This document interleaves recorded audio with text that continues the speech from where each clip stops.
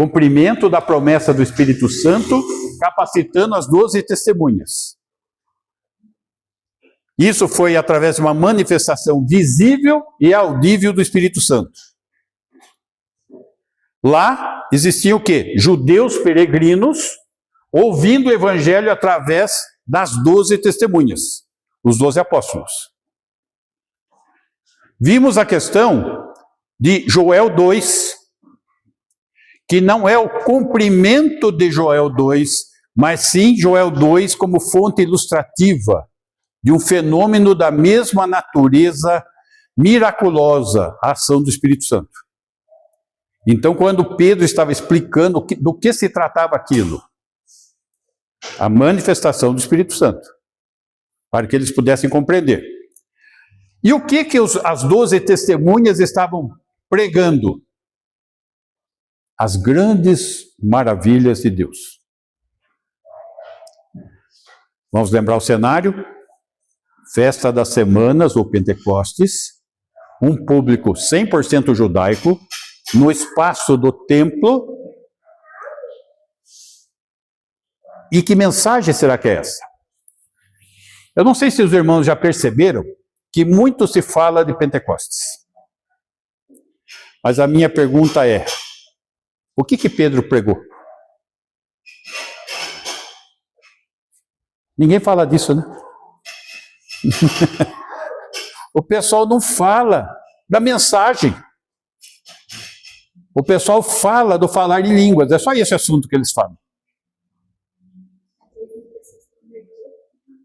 Isso. Precisava o principal, a semente da salvação, a palavra de Deus. O que será que Pedro pregou naquele dia que foi tão impactante que 3.000 judeus se converteram? É isso que nós vamos ver hoje.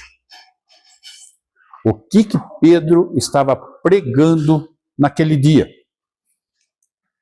Muito bem.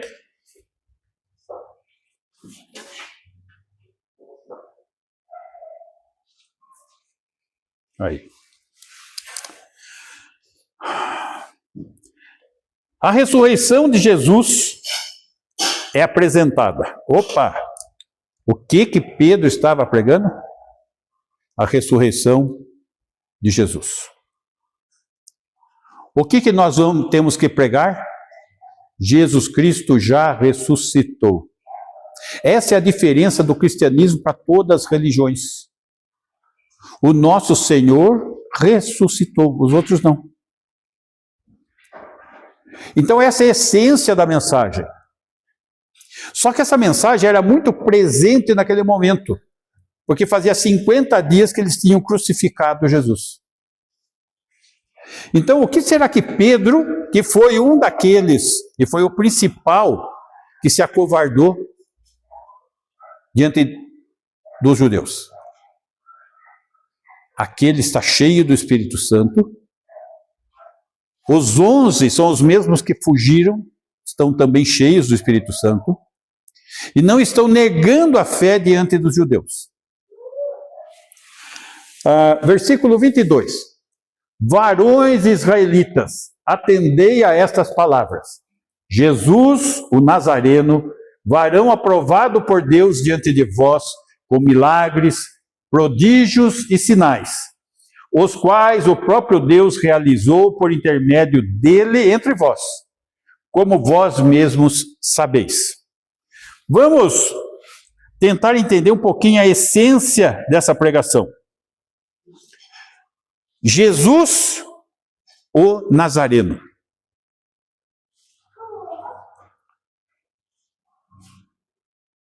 Esse aspecto é importante. Porque pode vir alguma coisa boa de Nazaré? Não foi isso que eles falaram? Pode vir alguma coisa boa de Nazaré? Isso, por que Jesus não começou o seu ministério em Jerusalém? Por que ele não se residiu em Jerusalém? Por que ele não nasceu lá? Porque a coisa não começou lá em Jerusalém. Vai lá em Nazaré. O nordeste deles. A pobreza estava lá. E ele começa onde era menos indicado, lá. Isso mostra a humildade da vida de Jesus, aonde? Numa pequena cidade desprezada. Atos, capítulo 10, versículo 37. Vós conheceis a palavra que se divulgou por toda a Judéia, tendo começado desde a Galileia, lá em Nazaré, depois do batismo que João pregou. Lembra que João batiza Jesus para ele começar o ministério. Ele começa a partir daqui. 38. Como Deus ungiu a Jesus de Nazaré, olha, a própria Escritura chama ele de Jesus de Nazaré, com o Espírito Santo e com poder, o qual andou por toda parte, fazendo o bem e curando a todos os oprimidos do diabo, porque Deus era com ele. 39. E nós somos testemunhas de tudo o que ele fez na terra dos judeus e em Jerusalém, ao qual também tiraram a vida, pendurando-o no madeiro. Então, aqui nós estamos vendo o ministério de Jesus, a continuidade do ministério de Jesus. Lembra que nós vimos que a obra do Messias continuada pelas 12 testemunhas. Ali está o ministério. Quem está continuando? As 12 testemunhas. Isaías, capítulo 9, versículo 1. Aqui vai explicar por que começou lá.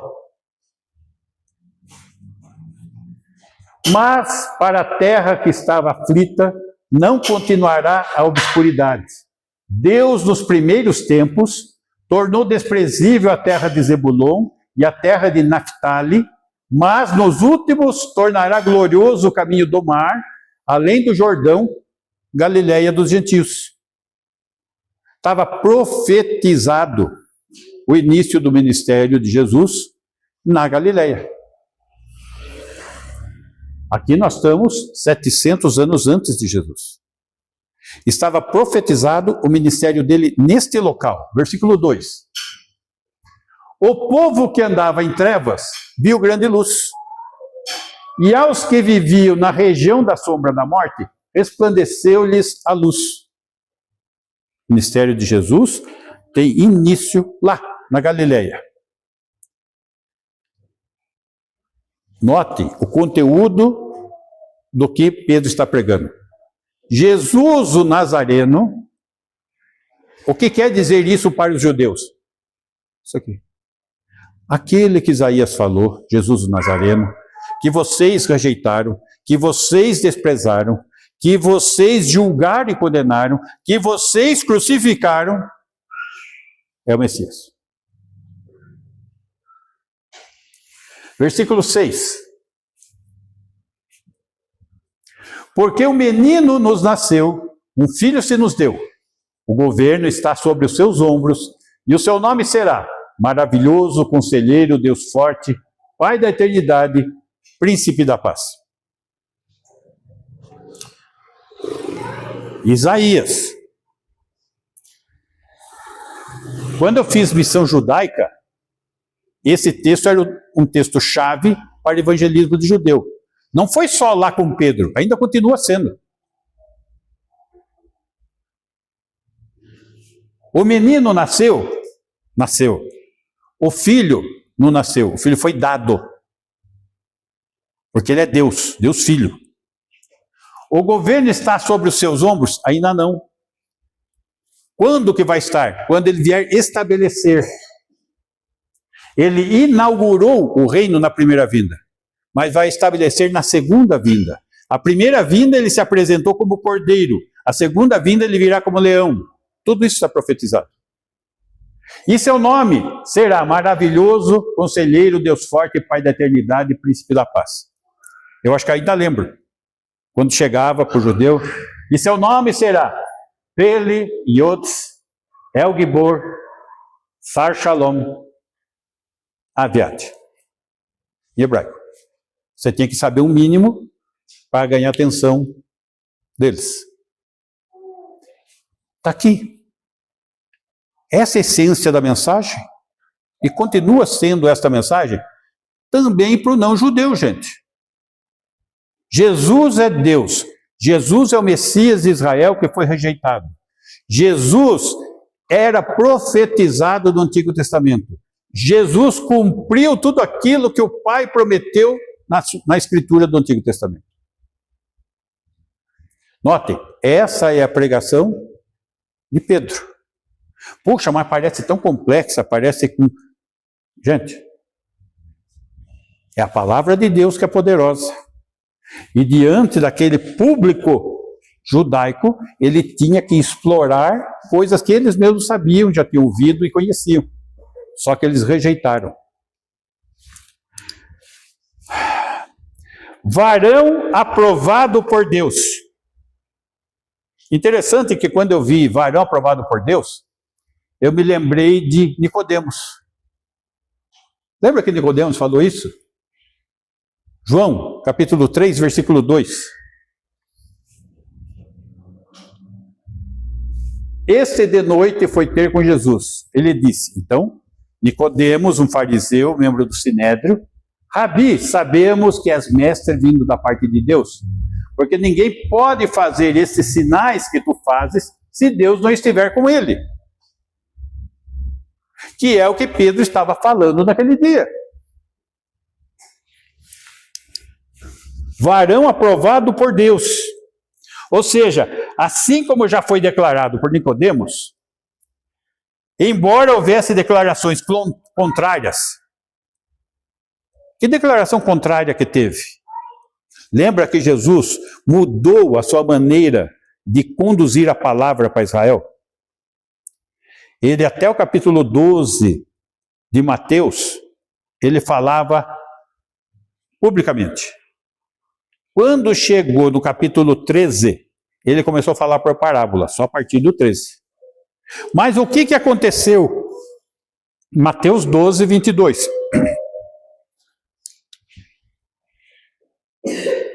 Então lhe trouxeram o endemoniado, cego e mudo, e ele o curou, passando o mudo a falar e a ver. 23. E toda a multidão se admirava e dizia, é este porventura o filho de Davi? Por que eles fazem essa pergunta? Será esse o filho de Davi? Aliança davídica. Foi prometido que o Messias seria descendente de Davi. Por isso eles estão fazendo essa pergunta. Mas os fariseus, ouvindo isto, murmuravam, este não expele demônios, senão pelo poder de Belzebu, maioral dos demônios. Está se cumprindo uma profecia naquele momento. Jesus está sendo apresentado como o Messias de Israel. Eles rejeitam, eles negam, e Jesus para de fazer a pregação para eles e começa a falar por parábolas. Muito bem. Então, o que está acontecendo aqui? Pedro, ele está levantando essas questões. Voltando lá no nosso texto, versículo 22. Atos 2, 22. Varões israelitas, atendei a essas palavras. Jesus o Nazareno, varão aprovado por Deus diante de vós, como Nicodemos falou, com milagres, prodígios e sinais, os quais o próprio Deus realizou por intermédio dele entre vós, como vós mesmos sabeis. Perceba só, aquela multidão que estava ouvindo, ouviu quietinha. Você não vê eles gritando, você não vê uma reação contrária, eles não têm argumento contrário, eles simplesmente ouvem. Versículo 23. Sendo este entregue por determinado desígnio e presciência de Deus, vós o matastes, crucificando-o por mãos iníquos. Perceba só o que Pedro está afirmando aqui. Sendo esse entregue por determinado desígnio e presciência de Deus. Está tudo profetizado, está tudo determinado. Deus é soberano. Ele já tinha escrito a história. Isaías 53, versículo 4.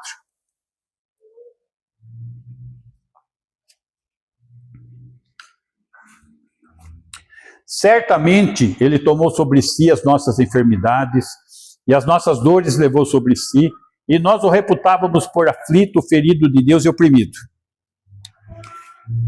Presciência. Desígnio. Aquilo que Deus já tinha estabelecido. Já estava dito lá em Isaías. Versículo 5. Mas ele, Jesus, foi traspassado pelas nossas transgressões e moído pelas nossas iniquidades. Lembra da pregação de domingo? Daniel? Ele fez distinção de pecado, transgressão e iniquidade. Está aqui o texto. O castigo que nos traz a paz estava sobre ele. Ele pagou o preço. Ele tomou sobre si a nossa enfermidade. E pelas suas pisaduras fomos sarados.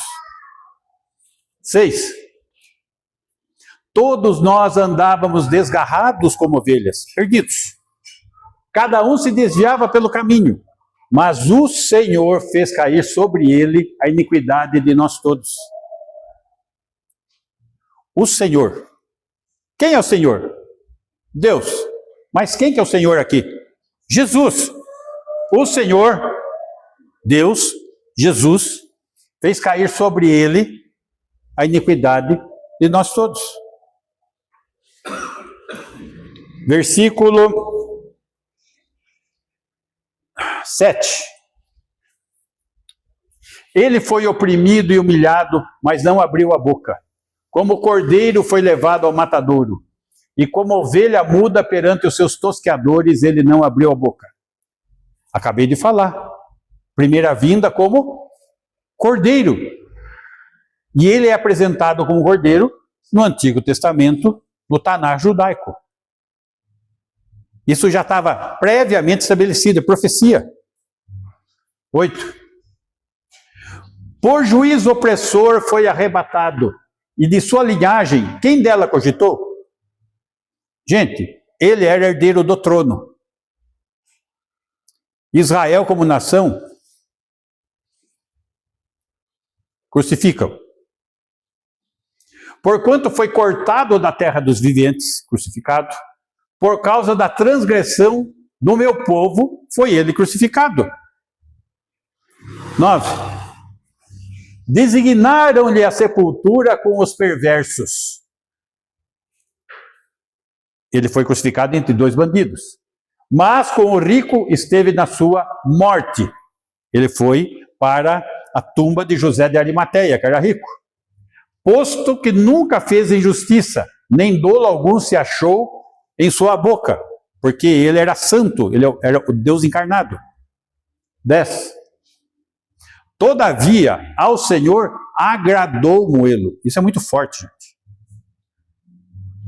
Quando ele foi moído, quando foi escarnecido, quando foi ofendido, foi cuspido, foi batido, foi crucificado, ao Senhor agradou moê-lo, fazendo-o enfermar, quando der ele a sua alma como oferta pelo pecado. Ele é o Cordeiro de Deus que tira o pecado do mundo. Verá sua posteridade e prolongará os seus dias. Qual que é a posteridade? Nós que cremos em Jesus. E a vontade do Senhor prosperará nas suas mãos. Eu espero que nós estejamos lutando por isso. Então, é isso que está lá, quando Pedro está falando que, sendo esse entregue pelo determinado desígnio e presciência de Deus, ele está se referindo ao quê? Ao Antigo Testamento, não tinha novo. O que do Antigo Testamento? Isaías. O que mais? Salmo 22. Salmo 22.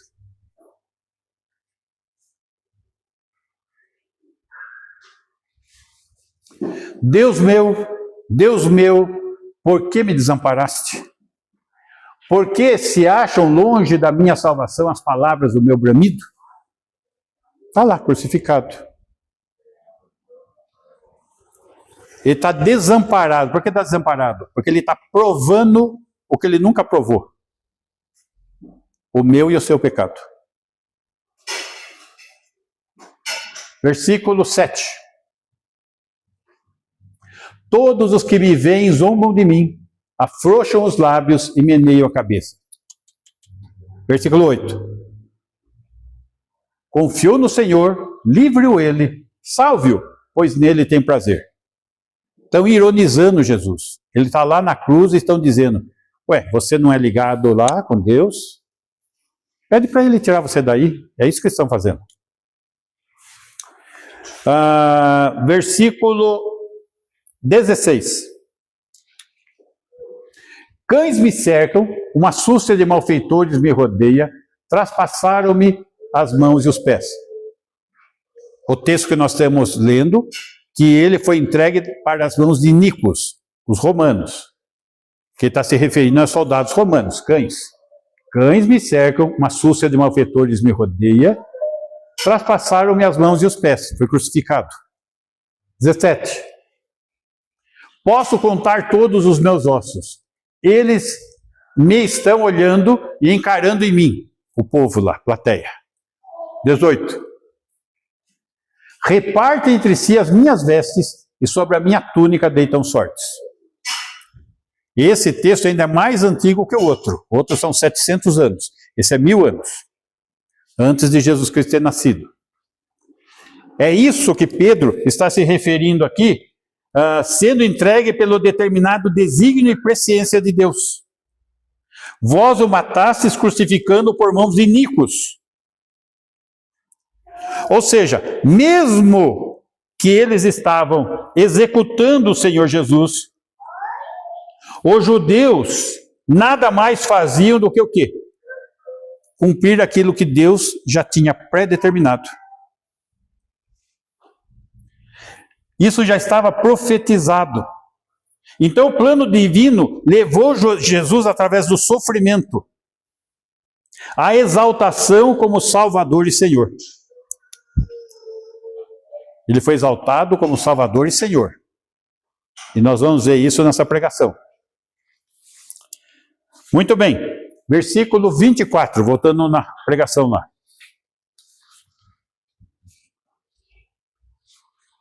Ao qual, porém, Deus ressuscitou, rompendo os grilhões da morte, porquanto não era possível fosse ele retido por ela. Deus ressuscitou, Deus o ressuscitou. Por que Deus, o Pai, o ressuscitou? Primeiro, por causa do caráter justo. Em que sentido? O pecado não vai ficar impune. O pecado nunca fica impune. Então, o meu e o seu pecado, devido ao caráter justo de Deus, aplicou toda a punição que eu e você merecíamos sobre Jesus. Então, o caráter justo de Deus o conduziu até a cruz. Só que ele não tinha pecado, nós é que temos.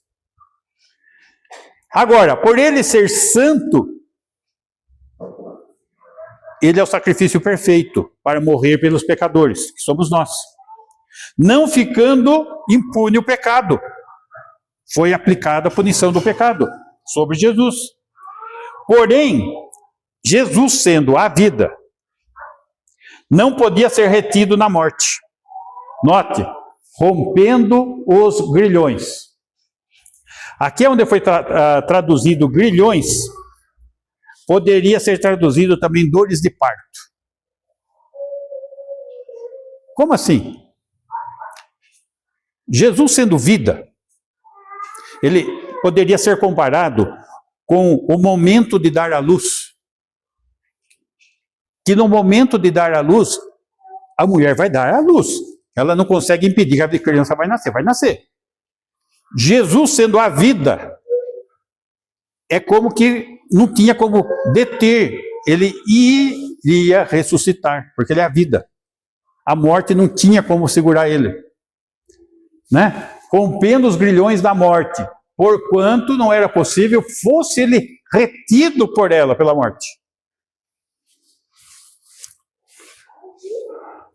Então, como se tivessem dores de parto, incapaz de reter o nascimento do Filho, Jesus Cristo. Assim, até aqui Pedro, ele recapitulou o quê, os judeus? A vida ministerial de Jesus, a morte de Jesus na cruz, a ressurreição de Jesus, chamando-o de Jesus de Nazaré, deixando claro essa questão da presciência, do desígnio determinado, como prova da satisfação total de Deus da obra redentora de Cristo. Ou seja, se Deus o Pai aceitou o seu sacrifício, ele tinha que ressuscitar. Ressuscitou. Essencialmente, a gente está olhando, puxa, essa é uma pregação judaica. Mas nós, que temos já o Novo Testamento completo, também é nossa. Jesus é a vida? É. Ele teve o ministério? Teve. Ele mostrou que ele é? Mostrou. Ele morreu na cruz? Morreu. Por quem? Por nós. Ele ressuscitou? Ressuscitou. Isso é evangelismo, gente. Quando nós vamos evangelizar alguém, do que nós vamos ter que falar? Disso que Pedro falou naquele dia. O que será que Pedro falou naquele dia que tanta gente se converteu? Aquilo que continua sendo que nós também devemos falar. Jesus, o Verbo encarnado, se fez homem e habitou aqui entre nós. Jesus comprovou ser ele o Filho de Deus. Jesus morreu pelo meu e pelo seu pecado. Jesus ressuscitou para que nós pudéssemos ter vida e vida eterna. Essa é a essência da pregação. Não tem como fugir disso.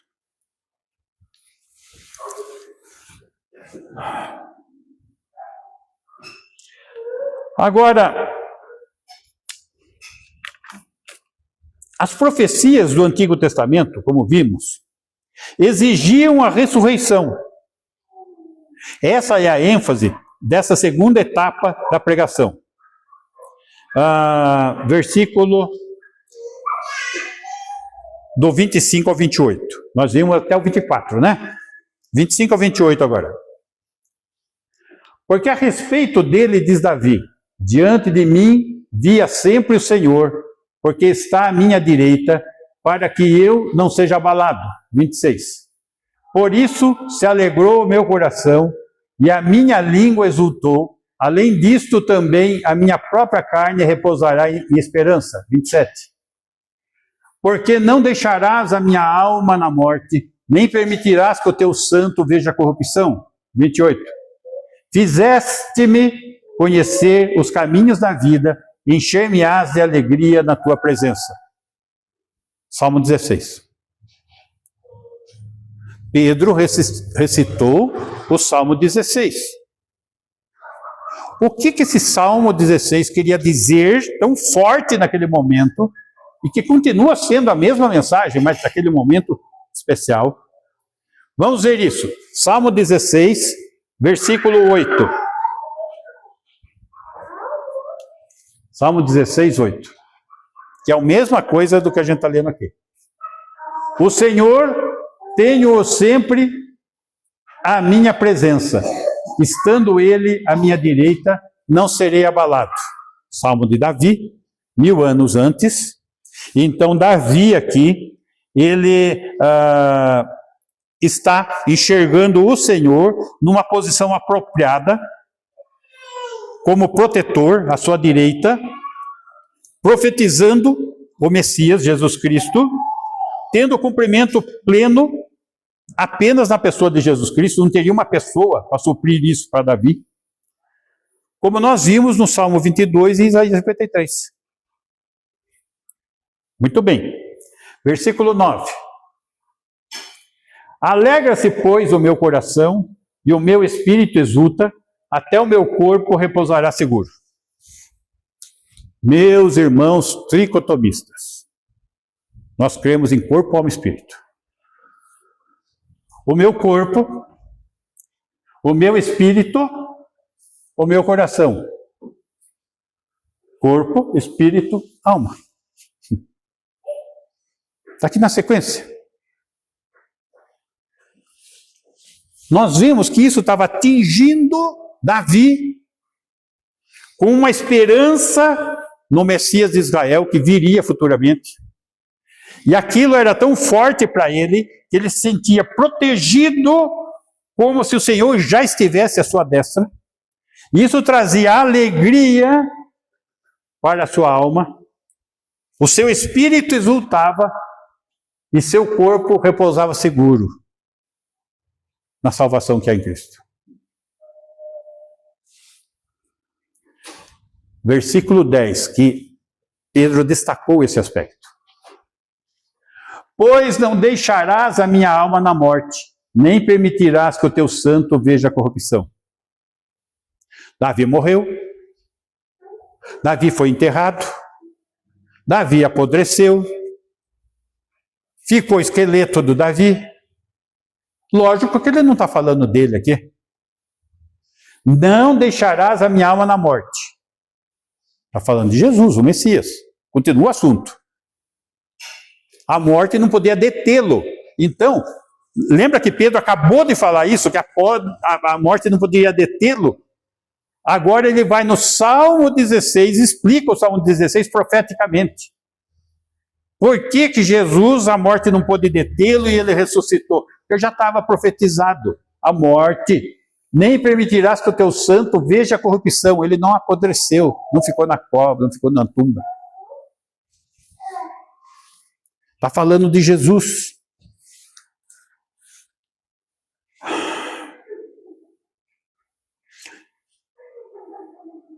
Interessante que isso que Pedro estava explicando naquele dia, o apóstolo Paulo também fez a mesma pregação, explicando a mesma coisa. Vamos ver isso. Atos, capítulo 13, versículo 35. Aqui é Paulo pregando. Nós vimos Pedro pregando em Pentecostes. Depois, mais para frente, Paulo pregando. Por isso também diz em outro salmo: não permitirás que o teu santo veja a corrupção. Opa, é Paulo falando aqui, não é Pedro. E ele está falando do quê? Salmo 16, 10. 36. Porque, na verdade, tendo Davi servido à sua própria geração, conforme o desígnio de Deus, adormeceu, ou seja, morreu. Foi para junto de seus pais, na tumba dos pais, da família, e viu corrupção, apodreceu. 37. Porém, aquele a quem Deus ressuscitou, não viu corrupção. Jesus. Ele não apodreceu. 38. Tomai, pois, irmãos, conhecimento de que se vos anuncia remissão de pecados por intermédio deste, Jesus, que venceu a morte. Então, ele pagou o preço do pecado. Então, ele tem condições de perdoar os pecados. 39. E por meio dele, de Jesus, todo o que crê é justificado. Olha só, não há justo nem sequer um. Mas nós somos justificados por aquele que é justo. Deus, Jesus, de todas as coisas das quais vós não pudestes ser justificados pela lei de Moisés. Então, o cenário ainda está muito judaico. Então, o que ele está falando? Pessoal, vocês seguem a lei de Moisés. Ela está apontando que vocês são transgressores, são pecadores, mas não está te salvando. Não pudeste ser justificados pela lei de Moisés. Mas vocês podem ser justificados pela graça, pela misericórdia de Jesus Cristo. Percebam, Atos 13 já está no ambiente já gentílico também, e a pregação é a mesma do Pedro, só que aqui é Paulo.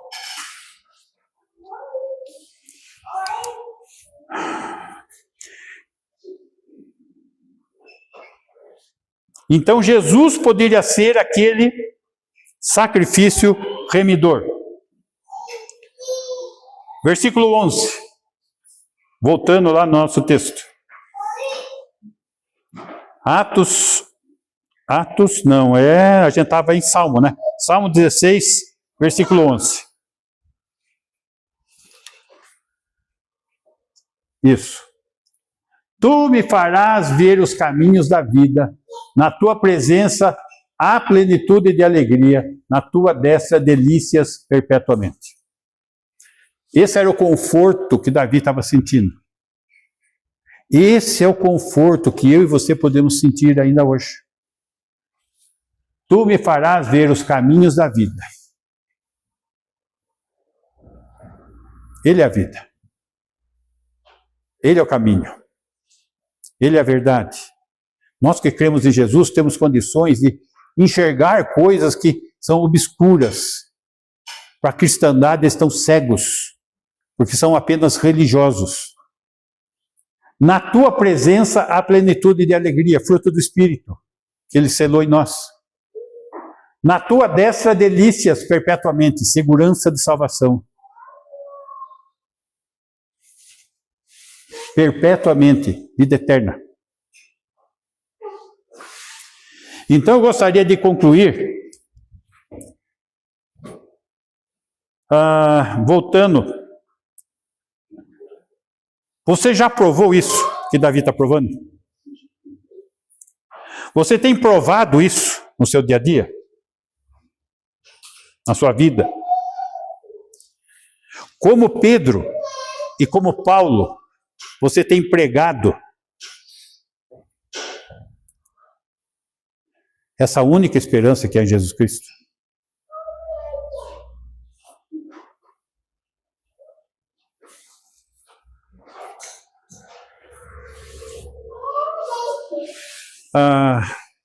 Só para vermos que conclui igual, né? Atos 2, 28.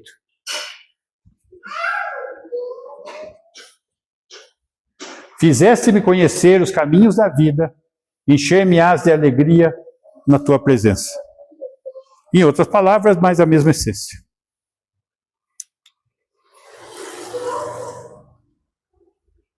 Qual foi o grande sermão épico de Pedro? Isso que acabamos de ver.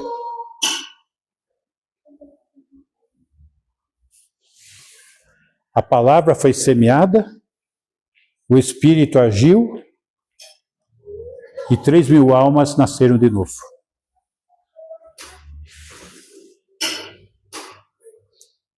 Mas será que se eu pregar isso, as pessoas vão se converter? Lógico. Todos vão se converter, aí já não é meu problema. Nem seu. Nosso problema é pregar. Porque quem vai produzir o novo nascimento é o Espírito Santo. Mas o novo nascimento só se dá através da palavra. Não é nem a minha palavra, nem a sua. É essa que está aqui. Você crê nisso? As pessoas que você deseja alcançar precisam crer nisso. Lembra que eu fiz um desafio? Pedi um nome, uma pessoa como alvo. Vamos buscar isso. Esse alvo tem que acontecer esse ano aqui, até o final do ano, vamos buscar essa pessoa. Amém? Amém. Ok. Vamos ficar em pé, vamos orar?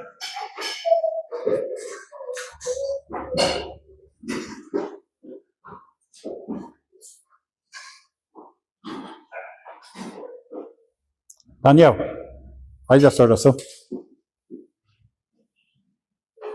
Meu Deus, obrigado por boa noite, meu Deus, por estar na tua casa, obrigado, Senhor Deus, pelas palavras que ouvimos nessa noite, Pai, que elas possam ser guardadas no nosso coração, Pai, que nós possamos ser instrumento do seu sacrifício por nós. Por Deus, seu Filho, Pai, a perdão dos nossos pecados, Deus, e hoje estamos aqui, que o Senhor teve misericórdia de nós. Obrigado por cada vida que vocês nessa noite, aprendendo a tua palavra. Obrigado Obrigado pela vida do professor Davi, que tem se dedicado pelo ministério, Deus. Continua cuidando de cada um, Deus, dando entendimento dessa palavra, e que a gente possa ser usado para levar a tua palavra. Onde que a gente estiver no trabalho, em casa, na nossa família, a gente possa ser usado. Continua nos guardando, nos livrando de todo mal, e nunca deixe nos afastar da tua presença. Em nome de Jesus que nós oramos, te agradecemos por tudo. Amém. Amém. Que o amor de Deus o Pai, amor demonstrado na entrega do seu Filho, o Senhor Jesus, o qual tem derramado superabundante graça sobre as nossas vidas a cada dia, e tem se feito presente em nós na pessoa de Deus, o Espírito Santo, que tem nos ensinado, tem nos consolado e tem nos guardado até o dia de estarmos contigo. Que assim seja com a tua igreja hoje e sempre. Amém.